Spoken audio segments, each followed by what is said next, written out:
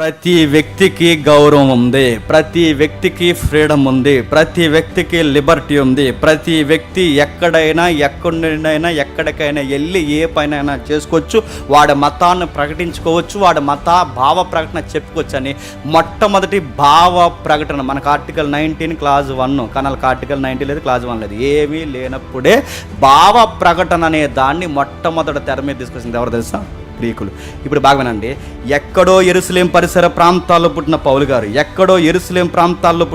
గారు యూరప్ కంట్రీలో ఉన్న హిల్లేరికం వరకు వెళ్ళగలిగాడంటే ఆయన అలా వెళ్ళడానికి పర్మిషన్స్ ఎక్కడ దొరికాయి చెప్పండి? గ్రీకులు చేసిన చట్టాలు రోమ్ ప్రభుత్వం వరకు ఉపయోగపడ్డాయి. అందుకే చూడండి, 2వ శతాబ్దం వరకు మొదటి శతాబ్దం తోమా ఇండియాకు రాగలిగాడంటే ఏ చట్టం ఉపయోగపడింది చెప్పండి? గ్రీకు చట్టం. అపోస్తులు భూ దిగంతాల వరకు తిరగగలిగాడంటే ఏ చట్టాలు చెప్పండి? గ్రీకు చట్టాలు. మళ్ళీ చెప్తున్నాను, ఇదే కాలంలో అపోస్తులు పుడితే అప్పుడు వెళ్ళినంత వేగంగా సువార్త వెళ్ళడానికి అవకాశం ఉందా? నువ్వు అరబ్ దేశాలకు వెళ్ళాలంటే పాస్పోర్ట్ ఉండాలి, నువ్వు అరబ్ దేశాలకు వెళ్ళాలంటే ఏసా ఉండాలి. అరబ్ దేశాలకు వెళ్ళి అటు నుంచి నువ్వు ఇజ్రాయెల్ వెళ్ళిపోతానంటే వెళ్ళినవారు, అదే లాస్ట్ రోజు నీకు. ఇజ్రాయెల్ వెళ్ళిన వాడు అరబ్ డైరెక్ట్ రావడానికి వీల్లేదు, అరబ్ దేశాల్లో ఉన్నవాడు ఇజ్రాయెల్ వెళ్ళడానికి వీల్లేదు అంటున్నాను. ఇప్పుడున్న ఆకాంక్షలు మొదటి శతాబ్దంలో లేవు కాదు, దేవుడు రానివ్వలేదు. ఆ రోజు ఇలాంటి పాస్పోర్ట్లు, ఏసాలు, ఇలాంటి గొడవలు లేవు కనుక అపోస్తులు భూదిగంతాల వరకు వాళ్ళు ఓపుకున్నంత వరకు సువార్త పాటించారు. ఇప్పుడే కనుక పెడితే ఏసాలు ఇస్తారా? ఇండియా వాడు పాకిస్తాన్ వెళ్ళడానికి వీల్లేదు, పాకిస్తాన్ ఇండియాకు రావడానికి వీల్లేదు. ఎన్ని గొడవలు! అరబ్బులు ఇజ్రాయెల్ వెళ్ళడానికి వీల్లేదు, ఇజ్రాయెల్ అరబ్ రావట్లేదు. ఆఫ్ఘనిస్తాన్ అమెరికా రావడానికి వీల్లేదు, ఆఫ్ఘనిస్తాన్ అమెరికా వెళ్ళడానికి వీల్లేదు. ఆ పక్కన 2 దేశాలు కొట్టుకుంటే రష్యా, ఉక్రెయిన్లో ఉన్నవాడు రష్యాలో ఉన్నవాడు ఉక్రెయిన్. ఎన్ని గొడవలు అడుగుతాను. ఇప్పుడు ఈ టైంలో అపోస్తులు పుడితే అపోస్తులకి పర్మిషన్స్ దొరుకుతాయా? ఇప్పుడు చెప్పండి. కాలము పరిపూర్ణమైనప్పుడు అన్న మాట చిన్న మాట ఏం కాదు. దేవుడికి తెలుసు రేపు భవిష్యత్తులో పాస్పోర్ట్లు, ఏసాలు, గొడవలు, కంట్రీలు, ఐక్యరాజ్య సమితులు ఎక్సెట్రా ఇవన్నీ భవిష్యత్తు జరిగిన దేవుడు తెలుసు కనుక అపోస్తులను ఇప్పుడు పుట్టించే కన్నా చెప్పండి, అప్పుడు పుట్టడమే మెన్ననుకున్నాడు కనుక అప్పుడు పుట్టించాడు, చట్టాలు చేయించాడు. ఆ కాలము సంపూర్ణమైనప్పుడు వారిని పరిగెట్టించాడు. రోమ్ ప్రభుత్వం వచ్చిన తర్వాత సంస్కృతికి పెద్దపీట వేశారు గ్రీకుల దగ్గర నుంచి. వాళ్ళు వచ్చిన తర్వాత రోమీలు బాగా ప్రపంచంలో డెవలప్ చేసింది ఏంటంటే సిస్టమేటిక్గా లేని ప్రపంచానికి పీస్ అంటే ఏంటో పరిచయం చేశారు. పెట్టుకోకండి, ఇక్కడ దొంగ డకైటీ తీసి లోపల పడేయండి. అందుకే చూడండి, బరబ్బాను అరెస్ట్ చేశారు ఎవరు? రోమా ప్రభుత్వమే. దారిదోపిడీగాలను అరెస్ట్ చేశారు ఎవరు అంటే ఖైదీలు, అరెస్టులు, సమాజానికి ఇబ్బందికరంగా ఉన్న వ్యక్తుల్ని అరెస్ట్ చేయాలి. అశాంతి నెలకొల్పేవాడు ఎవడైనా, పార్టీలు పెట్టేవాడు ఎవడైనా సరే వాడు ఎంత ఎలాంటి తీసుకొచ్చి లోపల పడేసి వాడికి పనిష్మెంట్లు ఇవ్వాలి. ఇంకా క్రూరుడైతే వాడిని సిలివేసేయండి అని ఇలాంటి భయంకరమైన చట్టాలు తీసుకొచ్చి సామాన్య ప్రజలకు పీస్ అంటే ఏంటో చూపించిన ప్రభుత్వం ఎవరో తెలుసా? రోమా ప్రభుత్వం. రెండవది, పైగా ఒకప్పుడు ఈ ప్రభుత్వం రాకముందు ఎవడికి పడదాడు చంపేసుకునేవాడు. ఆడికి గొడవ వచ్చిందనుకోండి, ఈడు కొట్టుకుని ఈదులో చచ్చిపోతారన్నమాట. నీకు నాకు గొడవ వచ్చిందనుకోండి, నువ్వు మంది నేసుకుని నా మీదకి వచ్చేస్తావు, నేను మంది నేసుకుని నీ మీదకి వచ్చాను, ఎవరికాడ కొట్టుకుని చచ్చిపోతారు. కానీ రోమ ప్రభుత్వం వచ్చిన తర్వాత ఎవడిని కొట్టడానికి వీల్లేదు, ఎవడిని చంపడానికి వీల్లేదు. మీకు క్లాసిక్ ఎగ్జాంపుల్ చెప్తానేనండి. యూదులందరూ అసూయ చేత రగిలిపోయిన యేసుప్రభుని చంపలేకపోయారు. ఎందుకంటే హత్య చేసే అధికారం సామాన్యులకి చెప్పండి లేదు, నేరమతి. ఒక వ్యక్తిని చంపాలంటే ప్రభుత్వమే చంపాలి. ఎలా పడతారు చంపాలి? ఒకవేళ దొమ్మి కేసులో కొట్టిన తర్వాత విచారణ ఉంటుంది. ఒకవేళ ఇల్లీగల్గా ఎవడైనా చంపితే, మీకు క్రిస్మస్ టైంలో ఎస్ట్రే చెప్పినప్పుడు చెప్పాను, ఇల్లీగల్గా ఎవడైనా ఒక వ్యక్తిని చంపితే ఆ ఏరియాలో ఉన్న రాజుకు కూడా పనిష్మెంట్ ఇస్తారు. నువ్వు అధికారి ఉండి ఏం చేస్తున్నావు అక్కడ? వాళ్ళు అన్ని పనులు చేస్తుంటే అక్కడ నీ కింద ఎంతమంది అమాయకులు చనిపోతుంటే నువ్వేం చేస్తావు? ఆ గలలీలో ఉన్నవారిని చంపేసినప్పుడు ఒక అధికారిని తీసేసరిగా హిస్టరీలో మనం మాట్లాడుకున్నాం. మాకు నేను క్లాసే గుర్తులేదు, ఆ హిస్టరీ ఏం గుర్తుంటుంది అంటారా? మీరు గుర్తుపెట్టుకోనంటే ఎలా పడతారో చంపక. అందుకే యేసుప్రభుని నిరికించడానికి ఏం చేస్తారు తెలుసా? యేసుప్రభుని నిరికించడానికి వ్యభిచారం చేస్తున్నామంటే ఎంగేజ్మెంట్ అయిన అమ్మాయి బుద్ధి లేక అమ్మాయి చేసిన పని మనకు తెలుసు.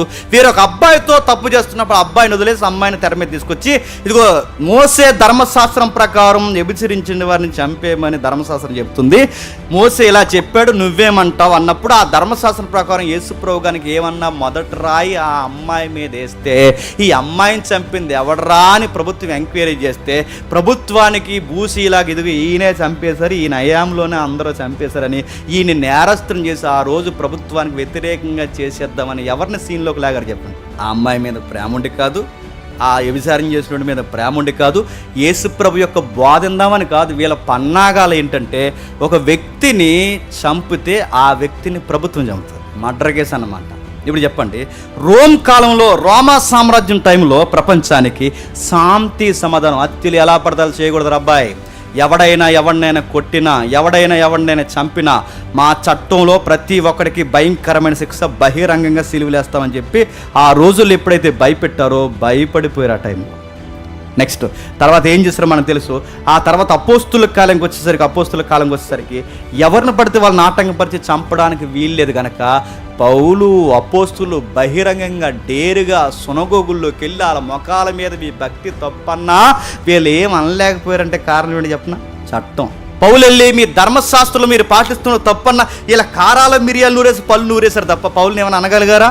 అపోస్తుల్ని కొట్టి వదిలేశారు తప్ప చంపగలిగారా?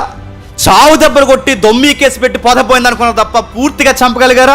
ఎందుకు చేయలేకపోతే దానికి కారణం ఒకటే. దానికి కారణం ఏంటంటే వాళ్ళ చట్టాలు ఏవైతున్నావో ఆ చట్టం ప్రకారం ఎవరిని పడితే వాళ్ళని చంపకూడదు. రెండవది, రోమీలు ఇంకా మంచి పని చేసింది ఏంటంటే గుర్తుపెట్టుకోండి, రోడ్స్ బాగా వేస్తారు. ఇప్పుడు చెప్పండి, ఎవడు ఎక్కడికి పోయినా, ఎవడెక్కడ ఏ సమాధానం చెప్పుకున్నా, ఎవరెక్కడ ఎలాంటి బోధన చేసుకున్నా చంపడానికి వీల్లేదన్నప్పుడు ఈ యొక్క చట్టాన్ని బాగా ఉపయోగించుకుంది ఎవరు చెప్పండి? అపోస్తులు. ఇప్పుడు అడుగుతున్నాను, ఇదే టైంలో ఇదే కాలంలో అపోస్తులు లేదా నువ్వు నేను ఉండి మనమే అపోస్తులమై ఉండి సరిగ్గా బైబిల్ పట్టుకుని అరబ్ సెంటర్లో నిలబడి సువార్త చెప్పు, ఇంకా రావు. ఇంకా పాకిస్తాన్ నడివీధుల్లో సువార్త చెప్పు, ఆఫ్ఘనిస్తాన్ నిలబడు. అక్కడ వరకు ఎందుకు? ఇజ్రాయేల్లో ఓల్డ్ సిటీ అని ఉంటుంది, ఆ ఏరియాలో బైబిల్ని పట్టుకుని నజరేయుడైన యేసు అని చెప్పు, దారిని పోడు చెల్లుని కొడతాడు. ఇప్పటికీ అడుగుతున్నాను, ఈరోజు ఫ్రీడమ్ ఉందనుకుంటున్నాం కానీ అసలు ఫ్రీడమ్ ఇదిగా చెప్పండి. మొదటి శతాబ్దంలోనే ఫ్రీడమ్ ఎక్కువ ఉంది. ఎందుకంత ఫ్రీడమ్ దేవుడు సెట్ చేశాడంటే చెప్పండి, తన కుమారుని సువార్త ప్రపంచవ్యాప్తంగా దేవుడు అందించాలనుకున్నాడు. తన కుమారుని పుట్టుకున్న అపోస్తుల ద్వారా అందించాలనుకున్న తర్వాత వాళ్ళు చేసిన మంచి పని ఏంటంటే రోడ్స్. రోమీలు వేసిన రోడ్లు. వాళ్ళు చేసిన మంచి పని బాగా వినండి, రాజకీయం డెవలప్ చేశారు, సంస్కృతిని డెవలప్ చేశారు, శాంతి సమాధానం డెవలప్ చేశారు. నాలుగవది రోడ్స్ డెవలప్ చేశారు. రోడ్లకి సువార్తకి సంబంధం ఏంటి? ఎందుకంటే పట్టణాలు బాగా డెవలప్ చేసిన తర్వాత ఈ పట్టణం నుండి ఆ పట్టణానికి వేగంగా ఈజీగా సువార్తను అందించాలి అంటే రోడ్డు మార్గం బాగుండాలి. రోమీల కాలంలో సామెత ఉంది, all roads lead to Rome అని. అన్ని రోడ్లు అక్కడికి వెళ్తాయండి, ఎక్కడికి? రోమ్కే. అది చూడండి, ఈ రోజుల్లో రోడ్లు మనం వేస్తున్నాం, ఆ రోజుల్లో చూడండి వాళ్ళు ఎన్ని లేయర్స్ వేస్తున్నారు చూడండి. లేయర్స్ వేసి అంటే రాళ్ళన్నీ బేర్చి దానికి ఒక వాల్ కట్టి దానికి ఒక డ్రైనేజ్ సిస్టమ్ పెట్టి ఆ రాళ్ళన్నీ బేర్చి ఎక్కడెక్కడ అంటే దేశానికి రాష్ట్రానికి పట్టణానికి కలిపి రోడ్లు వేసారంట. సరిగ్గా రోడ్లు రోమా ప్రభుత్వానికి ఉపయోగపడ్డా లేదని అది ఏది కానీ చెప్పండి, సువార్తకు బాగా ఉపయోగపడ్డాయి. వాళ్ళు చేసుకున్న చట్టాలు వాళ్ళ ప్రభుత్వానికి ఉపయోగపడ్డా లేదని నాకు తెలియదు కానీ చెప్పండి, సువార్తకు బాగా ఉపయోగపడ్డాయి. ఆ రోజు వాళ్ళు వేసిన రోడ్లు, వాళ్ళ యొక్క టెక్నాలజీ ఆ సిటీస్లోకి వేగంగా వెళ్ళి ఆ నడివీధుల్లో సంత వీధుల్లో నిలబడి దాన్నే డయస్గా రోడ్ షోగా మార్చుకుంది ఎవరు తెలుసా? అపోస్తులు. అక్కడే ఇంకా మీటింగ్ మనకులాగా డయాస్ వేసి మనకులా కార్పెట్లు అలాంటి ఏమీ లేవు. పౌలు అక్కడే నిలబడేవాడు, అక్కడే మాట్లాడేవాడు, రోడ్నే రోడ్ షోగా మార్చేసేవాడు పౌలు గారు. ఇప్పుడు చెప్పండి, రోడ్స్ కూడా సువార్త కొరకే దేవుడు వేయించాడంటే ఎస్. మనం అనుకుంటాం దేవుడు ఏం చేస్తున్నాడంటే అన్నీ ఆయనే. గుర్తుపెట్టుకోండి, మనకు గట్టిగా తెలిసే మన చరిత్ర ఏం తెలుసు అంటే అశోకుడు రోడ్డు పక్కన చెప్పండి. అశోకుడు కూడా ఏమో కానీ నాకు తెలిసిన చరిత్ర చెప్తున్నాను. రోడ్ల పక్కన మనం సెట్లు వేసాం, ఆయన ఏకంగా చెప్పండి మొత్తం హిస్టరీకి సెట్టింగ్ వేసాడు. ఆయన మొత్తం సెట్ చేశాడు. ఆయన అంటే అపోస్తులు వచ్చి సువార్తకి వెళ్ళడానికి రోడ్లు వేయించాడు. అపోస్తులు వచ్చి స్వేచ్ఛగా సువార్త చెప్పడానికి స్వేచ్ఛ అనే చట్టాలు చేశాడు. అపోస్తులు వచ్చి ఏ దేశమని వెళ్ళి ఏ పనన్నా చేసుకుని ప్రభు అయిన యేసుక్రీస్తును ప్రకటించడానికి కొత్త చట్టాలు తెర మీదకి తీసుకొచ్చాడు. అన్నిటికన్నా ముఖ్యమైనది రోమ్ ఆర్మీ. వాళ్ళ డిపార్ట్మెంట్ చాలా సిస్టమేటిక్గా ఉంది. రోమ్ ఆర్మీ ఏదైతే ఉందో వాళ్ళట సామాన్య పౌరులకి ఇబ్బంది కలగకూడదని సెక్యూరిటీ ఇచ్చేవారు. కొన్ని వేల మంది అలా పౌల మీద పగబెట్టేస్తే, కొన్ని వేల మంది పౌల మీద పగబెట్టి 25,000 మంది, సుమారు 30,000 మంది పౌల మీద పగబెట్టేస్తే పౌలు గారికి డయాస్ ఇచ్చి చిట్ట చివరిగా నీ సొంత ప్రజలతో ఏమన్నా మాట్లాడుకుంటావేమో మాట్లాడుకో అంటే, ఆ టైంలో కూడా ఈ పెద్ద మనిషి పౌలు ఏమన్నా తెలుసా, నా సహోదరులారా ఎబ్రీలారా, మన తండ్రి అయిన అబ్రహాము ఏం చేశాడో మీకు గుర్తుందా, మన ప్రభు అయిన యేసుక్రీస్తు వారి యొక్క సంగతి మీకు తెలుసని అన్ని వేల మందికి భయం లేకుండా ఆ డయాస్ మీద సంఖ్యలు వేసుకుని చెప్పగలిగాడంటే, అక్కడ పౌలు గారికి రాయి కూడా తగలకుండా సెక్యూరిటీ ఇచ్చింది ఎవరు చెప్పండి? Rome army. దేవుడు ఆర్మీని ఉపయోగించాడు, దేవుడు కల్చర్ను ఉపయోగించాడు, దేవుడు జీవులను ఉపయోగించాడు, దేవుడు రోడ్స్ను ఉపయోగించాడు. దేవుడు ఒక్కటి రెండు కాదు, ఏ విధంగా మీరు చూడండి, సముద్రం మీద ఆ రోజు ప్రయాణాలు చేస్తే, సముద్రం మీద ప్రయాణం చేస్తే సముద్రపు దొంగలు ఉండేవారు. సముద్రం మీద ప్రయాణం చేస్తే సముద్రపు దొంగలు ఉండేవారు. ఆ సముద్రపు దొంగల నుండి పౌలు గారిని రోమ్ పట్టణం వరకు తీసుకెళ్లాలంటే పౌలు గారికి సెక్యూరిటీ ఇచ్చింది ఎవరు చెప్పండి? Rome army. మీరు చూడండి, దేవుడు చట్టాన్ని ఉపయోగించాడు, పోలీసులను ఉపయోగించాడు, దేవుడు జీవస్ను ఉపయోగించాడు, దేవుడు కల్చర్ను ఉపయోగించాడు. దేవుడు ఒకటి రెండు కాదు, చివరికి కాలాన్ని సంపూర్ణం చేసి దేవుడు లాంగ్వేజ్ని కూడా ఉపయోగించాడు. ఇప్పుడు చెప్పండి, గ్రీకులే గనక ప్రపంచాన్ని పరిపాలించకపోతే వన్ స్లాంగ్ అనేది వస్తుందా? గ్రీకులు ప్రపంచాన్ని పరిపాలించాలి. యేసుప్రభు వారి బాధ ఎంతసేపు చేసినా దేనిలో చేశారు చెప్పండి? గ్రీకులోనా? యేసుప్రభు వారు ఎంతసేపు బాధ చేసినా, పాలస్తీన్ ఏరియాలో తిరిగాడు ఆయన, ఎంతసేపు ఆయన బాధ చేసినా ఏ భాషలో బాధ చేశారు చెప్పండి? ఎబ్రీ, అరబిక్, అంతే, ఆ రెండే. యేసుప్రభు ఎబ్రీ అరబిక్లో ఆయన భాషలో, ఆ భాషలో ఆయన బోధిస్తే, ఇప్పుడు ఎబ్రీ అరబిక్లో ఉన్న సువార్త బయటికి వెళ్ళాలి అంటే, సామాన్య భాష నుంచి బయటికి వెళ్ళాలంటే, సామాన్య భాష నుంచి సువార్త బయటికి వెళ్ళాలంటే అప్పుడు ప్రపంచానికి ఏం పరిచయం అయిపోయి ఉండాలి చెప్పండి? గ్రీక్. ఇప్పుడు చెప్పండి, అపోస్తులు వచ్చిన తర్వాత, శిష్యులు వచ్చిన తర్వాత ఎక్కువగా ఉపయోగించుకున్న భాష అని చెప్పండి? గ్రీకు.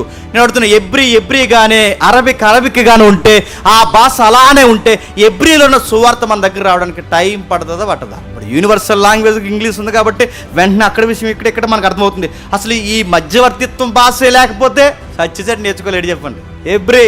నేను అడుగుతున్నాను, అన్నిటినీ కలిపి ఒక కామన్ లాంగ్వేజ్ కావాలి, ఆ లాంగ్వేజ్ చెప్పండి? గ్రీక్. ఇప్పుడు చెప్పండి, దేవుడు భాషను ఉపయోగించాడు, దేవుడు చట్టాన్ని ఉపయోగించాడు, దేవుడు అన్నిటికన్నా ముఖ్యంగా గ్రీకుల ఫిలాసఫీని కూడా ఉపయోగించాడు. ఫిలాసఫీ మీకు తెలుసుగా, ఫిలాసఫీ అంటే లాజిక్ అడిగారు, రియాలిటీ ఏంటని అడిగారు. గ్రీకులు వచ్చేంత వరకు ఫిలాసఫీ అడగ తెలియదు. ఫిలాసఫీ అంటే తెలుసు కదా, రియాలిటీ కావాలి, ప్రాక్టికల్గా కావాలి. అప్పటి వరకు మూఢనమ్మకాలు ఎక్కువ. వాన ఆడుతుందంటే వాన ఒక దేవత, సూర్యుడు వస్తుందంటే సూర్యుడు ఒక దేవత, అన్ని దేవతలే. భూమి ఒక దేవత, ఆకాశం ఒక దేవత, అన్నీ దేవతలే. కానీ గ్రీకులు వచ్చిన తర్వాత వాళ్ళ ఫిలాసఫీని, థియాలజీని డెవలప్ చేసి, భూమి తిరుగుతున్న భూమి దేవత ఎలా అవుద్ది, ఇది రియాలిటీ. ఈస్తున్న గాలి దేవత ఎలా అవుద్ది, అదొక రియాలిటీ. నీరుని దేవతకి ఎలా కొలవాలి, దాన్ని విభజించాలి, ఇదొక రియాలిటీ. అంటే లాజిక్ అడిగి మూఢనమ్మకాలకి పులు స్టాప్ పెట్టిన వారు మెజారిటీ వ్యక్తులు ఎవరో తెలుసా? గ్రీకులు. అందుకే వారిని జ్ఞానులు అంటాడు బైబిల్. ఎవరు? జ్ఞానులు. అందుకే జ్ఞానులు, గ్రీకులు జ్ఞానం ఎదుగుతున్నారు, యూదులు చెప్పండి సూచక్రియలు అడుగుతున్నారు. కొరింథీ పత్రికలో అంటారు కదా, గ్రీకులు జ్ఞానం అడుగుతున్నారు, యూదులు సూచక్రియలు అడుగుతున్నారు. అంటే గ్రీకులు ఎప్పుడు ఏమి ఎదుగుతారు చెప్పండి? జ్ఞానం కావాలి, లాజిక్ కావాలి, రియాలిటీ కావాలి. వారు ఏది పడితే విషయాన్ని నమ్మరు, వాళ్ళ మూఢనమ్మకాలను నమ్మరు, వాళ్ళకి రియాలిటీతో వివరణ ఉండాలి. అలాంటి వివరణ గ్రీకులు కోరుకుంటారు కనుక గ్రీకులు ఫిలాసఫీని దేవుడు ఎందుకు అంగీకరించాడంటే, మూఢనమ్మకాలకి చెక్ పెట్టించి, మూఢనమ్మకాలకి పులి స్టాప్ పెట్టించి, ప్రభు అయిన యేసుక్రీస్తు వచ్చే సమయానికి మూఢనమ్మకాలు తగ్గించి రియాలిటీ ఇదని చూపించడానికి దేవుడు దేన్ని ముందస్తుగా పరదేశాడు తెలుసా? ఫిలాసఫీ. గుర్తుపెట్టుకోండి, గ్రీకుల ఫిలాసఫీలో రియాలిటీ, లాజిక్ అంటే ఏంటో పబ్లిక్ అర్థమయ్యేలా గ్రీకుల ద్వారా వచ్చింది. ఇది లాజిక్. అందుకే సువార్త చెప్తున్నప్పుడు సువార్తకి ఎవిడెన్స్లు ఉన్నాయి, సువార్తకి గొప్ప ఆధారాలతో నిరూపణ అపోస్తులు చేశారు. ఇదంతా ఎందుకంటే ఫిలాసఫీని దేవుడు ఉపయోగించాడు, రోడ్స్ని దేవుడు ఉపయోగించాడు, చట్టాలను దేవుడు ఉపయోగించాడు, అధికారాలను దేవుడు ఉపయోగించాడు, చక్రవర్తిని దేవుడు ఉపయోగించాడు. ఇవన్నీ దేవుడు ఎందుకు ఉపయోగించాడంటే, కాలము సంపూర్ణమైనప్పుడు చెప్పండి తన కుమారుని ఎలా లోనికి పంపించాడు. ఇన్ని టైం లైన్స్ దేవుడు సెట్ చేశాడు ప్రభు అయిన యేసుక్రీస్తు వారు పుట్టే సమయానికి.